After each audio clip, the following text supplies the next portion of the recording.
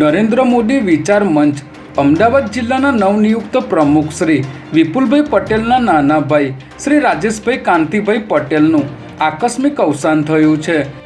તેમના પરિવાર પર આવી પડેલી અસહ્ય વેદનાને સહન કરવા મહાદેવ તેમના પરિવારને શક્તિ આપે અને પવિત્ર આત્માને ઈશ્વર તેમના ચરણોમાં સ્થાન આપે તેવી નરેન્દ્ર મોદી વિચાર મંચ ગુજરાત પ્રદેશ સમગ્ર ટીમ વતી પ્રાર્થના કરવામાં આવે છે.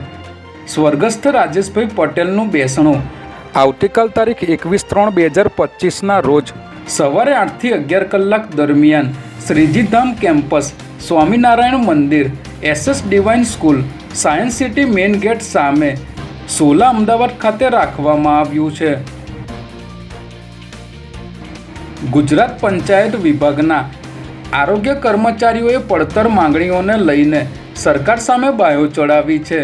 જેમાં 17 માર્ચથી અચોક્કસ મુદતની હડતાલ પર ઉતરેલા આરોગ્ય કર્મચારીઓ આજે ગાંધીનગરમાં CMને મળવા પહોંચ્યા હતા, જેને લઈને ગાંધીનગર પોલીસ છાવણીમાં ફેરવાયું હતું. ત્યારે કર્મચારીઓ વિધાનસભાનો ઘેરાવ કરી આંદોલન કરે તે પહેલાં જ પોલીસ દ્વારા 500થી પણ વધુ લોકોની અટકાયત કરવામાં આવી હતી.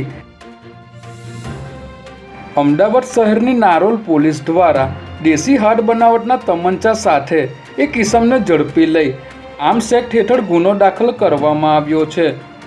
જેમાં પોલીસ ઇન્સ્પેક્ટર PC દેસાઈ અને તેઓની ટીમને બાતમી મળી હતી કે નારોલ વટવા કેનાલ રોડ પર AK ફર્નિચર તથા પરફેક્ટ મોટર ગેરેજની પાસે જાહેર રોડ પર એક ઇસમ દેશી તમંચો લઈને આવી રહ્યો છે. જે બાતમીના આધારે પોલીસ અહીં વોચ ગોઠવી આરોપી સાદિક અંસારીને ઝડપી લઈ તપાસ કરતા તેની પાસેથી એક દેશી તમંચો મળી આવ્યો હતો. ત્યારે પોલીસે તેને અટકાયતમાં લઈને આગળની કાર્યવાહી હાથ ધરી છે.